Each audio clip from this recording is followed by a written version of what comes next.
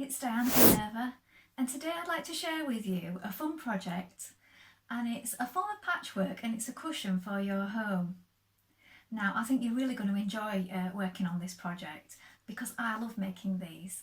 And when I first discovered this a couple of years ago, it was just an image I found. I think it was on a Pinterest board, and I couldn't find any instructions for it, so I just had to work it out on some paper. And the design is called Windmill.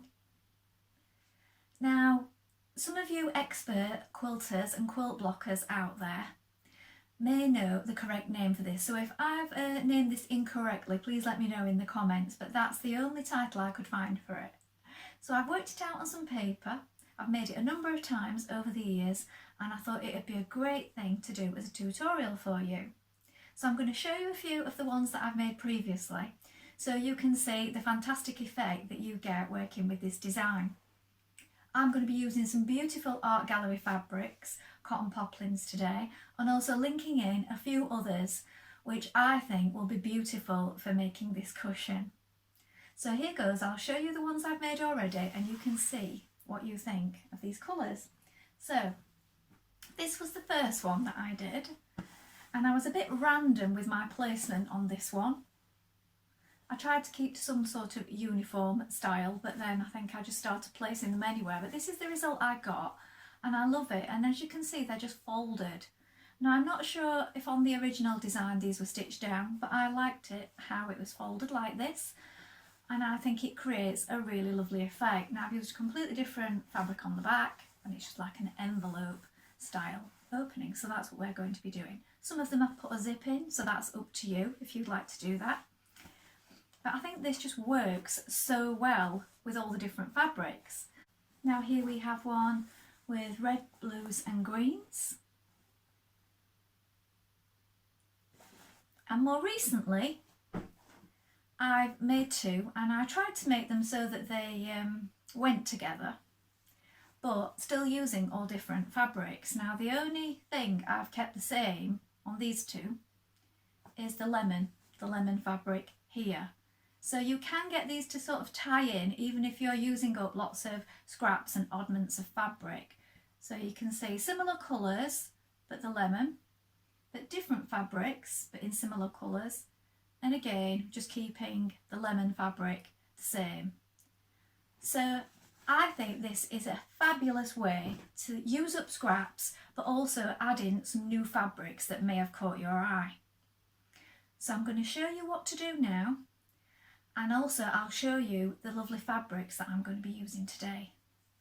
Now you're going to need 4 pieces in different colours to make the outer part of your block. So I've got these for today. So these are all art gallery fabric. So we've got this lovely turquoise, this red one, which is Woodlands Fusion, Joie de Claire, and this one is in the Art Gallery Fabrics Fat Quarter Pack for Autumn, this one. The white, Little Town Trees, and sort of a paler aqua here. So I think these work really well together, even though they're all different. They will tie really well together in the cushion. Now, for the backing of that block, you're just going to need something plain. So I've just got this poly cotton in another sort of turquoisey green shade, or sage. So it's up to you what you choose for that. Just choose a plain solid for that, for the backing, or you can use up something that you already have and just stick to your brilliant vibrant prints for the outer part of the block. And then also you can use this on the back of the cushion as well. So I'll link in the polycottons as well. So here's what we're going to do first. We're going to get some paper and a pencil and a ruler, and we're going to make ourselves a little template now. So what you're going to need, and this is for the ones that I've made, are a 16-inch cushion pad, or it's around about 44 centimetres. So if you want to adjust this, you're just going to have to adjust your measurements slightly. So for the small one, which is going to be the folded pieces that overlap each other around the edges, you're going to need to cut a piece of paper 9 centimetres square. So you can use any paper. I just had a squared notepad, so I've used that. So 9 centimetres square for this one. And for the big one that they're all going to sit on, it's going to need to be 12 centimetres. So what we're going to do is, when we've placed our pieces on, we're only going to allow 1 centimetre for joining them all together. So again, if you prefer more to work with on the seams and the joins, add a little bit extra on, so you'll have to work this out. I've just allowed 1 centimetre on mine. So 9 centimetres and 12 centimetres. You're going to need to cut 16 pieces for the 9 centimetre one in each of your 4 fabrics for the outer pieces. So for the ones I've showed you today, which I'm using, each of these colourful prints, I need 16 9 centimetre squares. Then, with your larger square, you're going to cut 16 of the plain cotton. So that's what we're going to do first. We're going to cut those out now.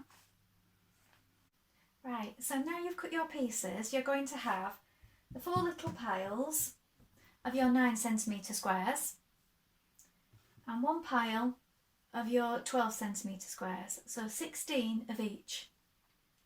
And when you've done that, what you're going to do is you're going to fold each of the 9 centimetre squares in half, like this. So if we open it up, we're folding it on the diagonal to make a little triangle. And we're going to do that with all of the 9 centimetre ones. Then when we've done that, we can have a bit of a play around. So take your 12 centimetre square. Right, so we have our 12 centimetre square and we're going to have a little play around now. So you start placing on your 9 centimetre squares that you folded and pressed in half. And we're just going to see how they look before we make a decision on the placement of these. So pop them on. Now I think the red one. Should we try this one? Try this one here. So they overlap, as you see. And then maybe the red one there. Now if we're going to have the red one there, now we say this one isn't overlapping, so we need to put that one underneath and bring that one over. Now I quite like that. Now you might want it a little different. You might want to have these 2 shades together.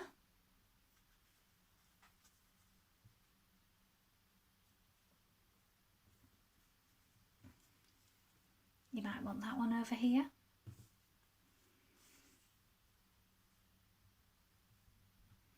Just have a play around with it and see what you like best. And then when you've decided, you're going to place them on for all your 12 centimetre squares.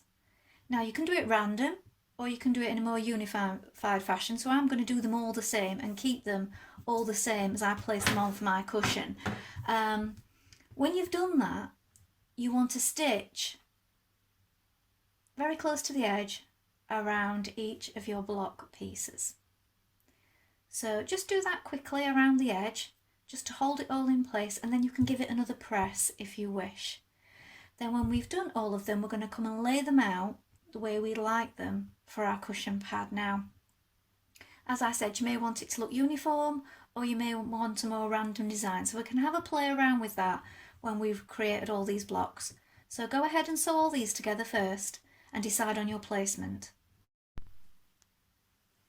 Now when you've got them all laid out like this, you can see exactly what it's going to look like. So now's the time when you can make your decision. Do you want it like this, or do you want to turn some of them around and play around with the shapes that the colours make? So I like mine like this. I don't know if you can see this, but I got a little bit OCD with this, and I noticed some of the trees and this design were going one way and some were going the other way, so I've alternated it. Now this is from when I pressed them. I just pressed them all in a pile and I wasn't really thinking about that. And then when I noticed this, I quite liked it, so I've got the tree going that way on that triangle and the design going up, and then on this one they're going sideways, so up, sideways, up, sideways, and I've done that on all the rows, sort of alternating them. If this is something that's going to bother you, you might want to keep yours all going the same way, but I like that alternating pattern, so that's what I've done here. So now these are all ready to be stitched around, and what I would also suggest is if you leave it laid out like this, as you've done each one, then you know which ones you are joining together when you join them together. So you could take the top two and do this seam, and then add the next one on, add the next one on, and then carry on from this line. So if you keep it all placed out somewhere, that will help you when you're joining your seams together, keep your design in order. So we're going to join all those together now. Now, when you've got it all stitched together, press open all your seams on the wrong side. Now you can either finish them or you can put some backing on this if you want to put another piece of lining on top of that before you finish off your cushion. And then you're going to take your plain cotton for the backing. Now these were about 39 centimetres long, and then I've done a turn up underneath with a hem on. And I've done the same on each piece, and then 43 wide. So you just place them on top of each other, press one edge under because you're going to hem that. So if you fold it under and press it, and place them one on top of the other on top of your cushion piece. And then when you're happy with that placement, you may need to move them around a little bit. So this one with a fold under, the other one with a fold under, one goes on top of the other like that.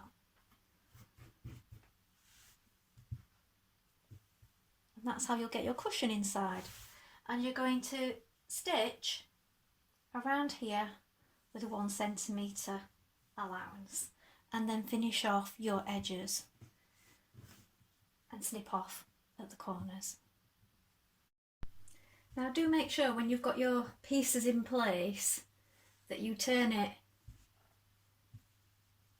so that this fold is on the inside facing, right side facing, with your right side of your completed blocks that you've just done. So there we have, so you'll just have the piece here,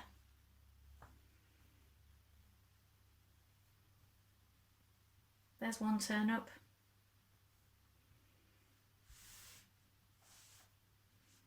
pin it in place if you're not sure before you begin to make sure that that's nice and accurate. So you see, on the wrong side you just get this nice neat finish and no need for a zip. We'll pop our cushion pad in now. So here is the finished cushion. Back.